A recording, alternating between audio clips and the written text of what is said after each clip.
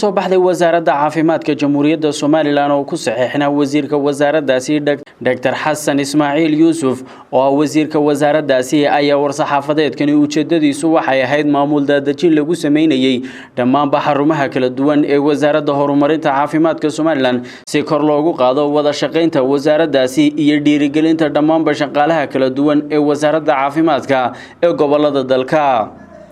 war-saxaafadeedka ayaa waxa uu dhignaa sidani ku isku dawayaasha wasaaradaha caafimaadka ku agaasimayaasha cisbitaalada dalka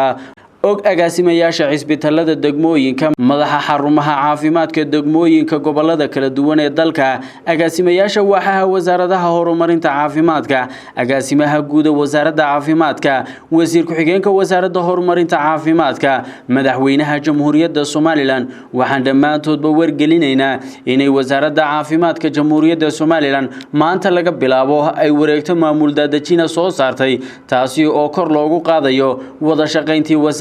iyo shaqaalaha kala duwan ee gobolada dalka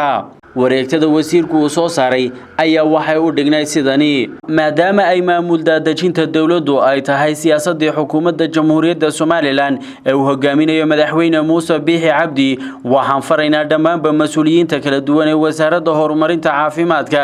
in ay tixgeliyaan